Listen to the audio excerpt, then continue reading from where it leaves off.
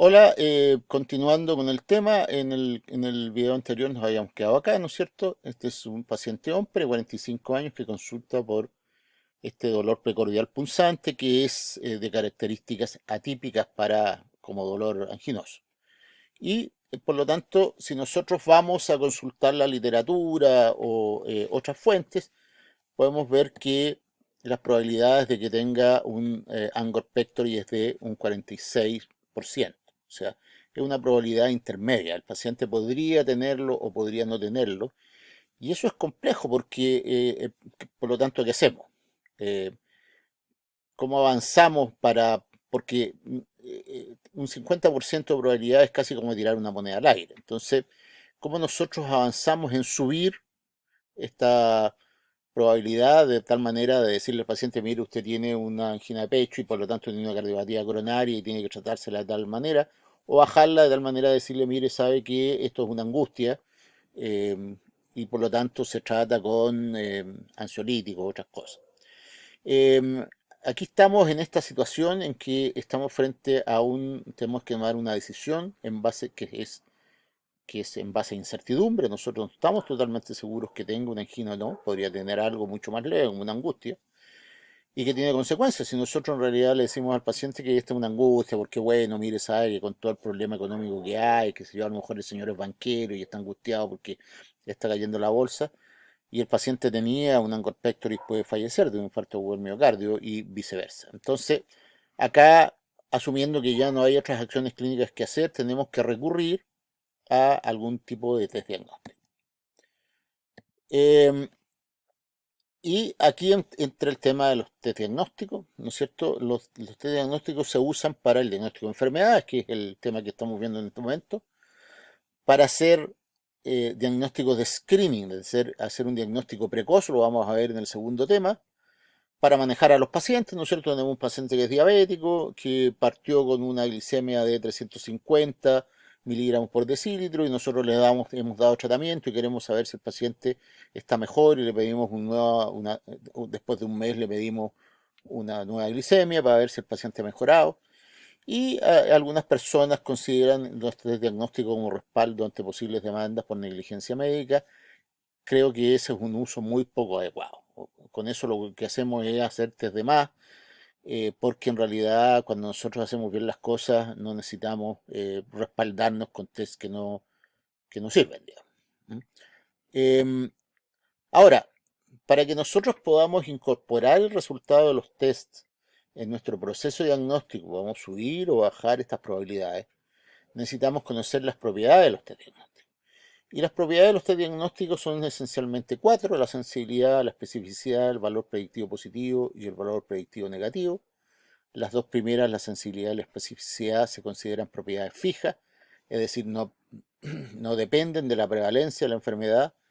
Y las dos siguientes, el valor predictivo positivo y el valor predictivo negativo, se consideran propiedades variables, es decir, dependen de la prevalencia de la enfermedad. Desde el punto de vista clínico, lo que nos interesa es la sensibilidad y la especificidad. ¿Y por qué nos interesa eso? Porque, bueno, antes de entrar por qué nos interesa, les explico en qué consiste esto.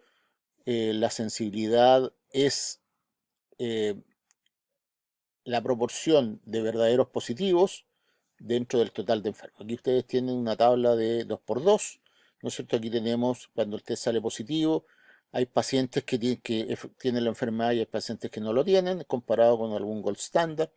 Si el test es negativo, hay pacientes que pueden tener la enfermedad y pueden no tenerla, y ahí entonces tenemos estas cuatro celdas, donde esta celda la consideramos verdaderos positivos, esta celda en que el test salió negativo pero el paciente tenía la enfermedad, un falso negativo, esta celda en que el test salió positivo pero el paciente no tenía la enfermedad, un falso positivo, y esta celda en que el paciente tenía la enfermedad, perdón, no tenía la enfermedad y el test salió negativo, un verdadero negativo. Y la sensibilidad es la proporción de verdaderos positivos dentro del total de enfermos, y la especificidad es la proporción de verdaderos negativos dentro del total de sanos.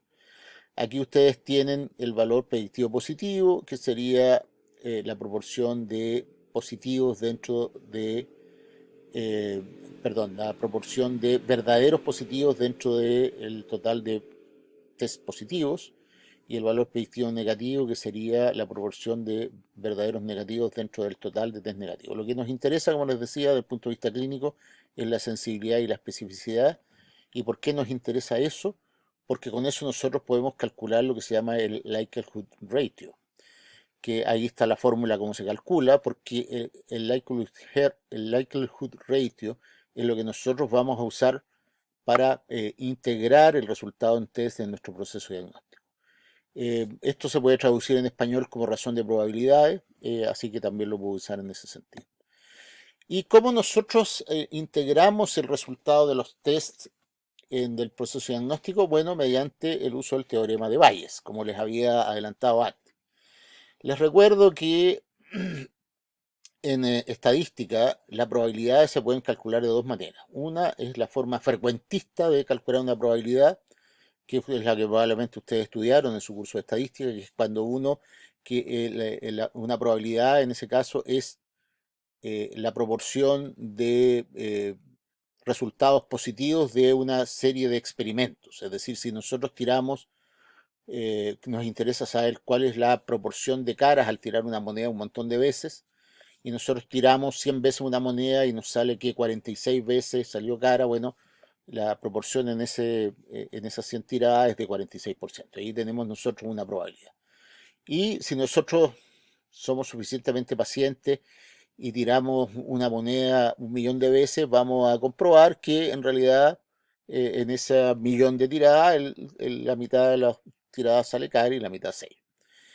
Esa es una forma. Nosotros podemos llevarlo a eso y decir, bueno, ¿cuál es la eh, probabilidad o el riesgo que tiene un paciente de 55 años de tener una enfermedad coronaria? Bueno, nosotros agarramos, no sé, a 300 pacientes de 55 años hombres que no tienen enfermedad coronaria y los seguimos durante un tiempo y contamos en ese tiempo cuántos de ellos desarrollan una enfermedad coronaria o cuántos en un momento determinado tienen la enfermedad coronaria. Y ahí nosotros establecemos la probabilidad. Pero muchas veces nosotros no tenemos esa situación y además queremos llevarlo a la situación individual. Entonces, la otra forma de establecer una probabilidad es la que usa la estadística bayesiana, en que la probabilidad sale de lo que nosotros estimamos. Y entonces, por ejemplo, cuando uno quiere saber si un candidato se presenta por segunda vez, cuál se va a ser elegido o no, ahí no tenemos muchos experimentos que hacer y por lo tanto partimos de una cierta probabilidad dada y la vamos ajustando de acuerdo a los resultados. Eso es lo que hacemos en los test diagnósticos mediante el teorema de Bayes. Esta es la fórmula de probabilidad post-test da un resultado del test positivo y la probabilidad post-test da un resultado del test negativo.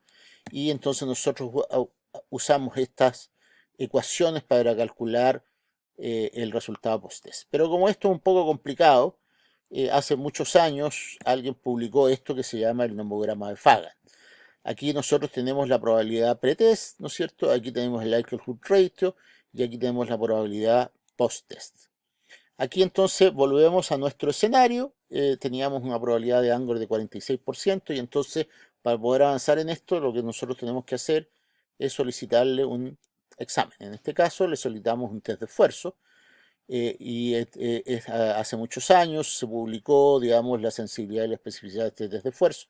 Aquí está eh, eh, en el New England Journal del año 79 se publicó esto y entonces nosotros sabemos que este esfuerzo tiene una sensibilidad del 80% y una especificidad del 74%.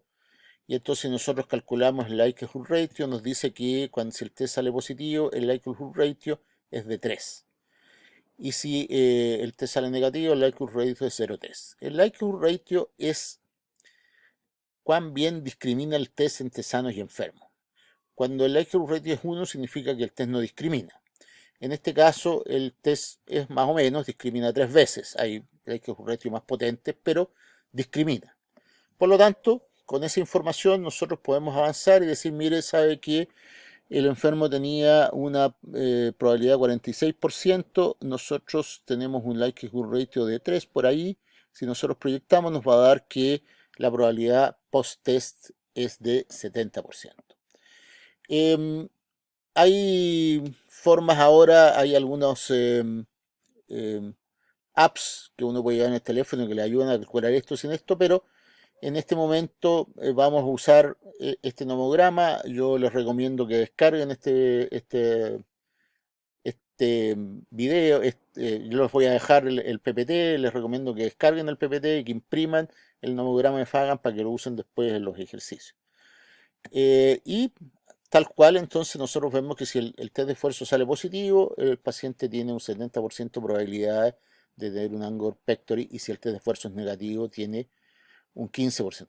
Ustedes ven cómo el test hizo variar la probabilidad que teníamos.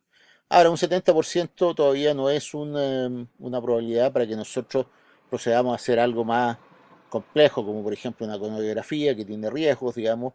Así que nosotros deberíamos subir esto un poquito más, a lo mejor pedirle un ecocardiograma de esfuerzo y llevar esto a un 80%, una cosa así. Tampoco lo podemos descartar, así que totalmente, 15%. En general, para descartar una enfermedad, el umbral es de un 5%. Este tema de los umbrales yo no lo estoy tratando mucho aquí, les voy a dejar en las lecturas complementarias un artículo que habla de este tema de los umbrales para que ustedes lo lean.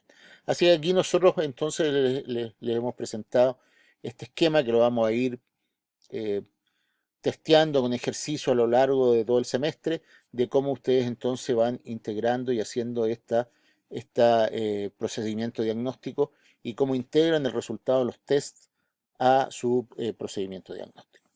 Así que por el momento en este tema eso sería todo. Muchas gracias. Y abajo les voy a dejar varias lecturas y algunas bibliografías, y les voy a subir un PPT que es un poco más completo que el que hemos visto. Y el próximo tema se refiere también a test diagnósticos y vamos a ver el test de screening. Muchas gracias.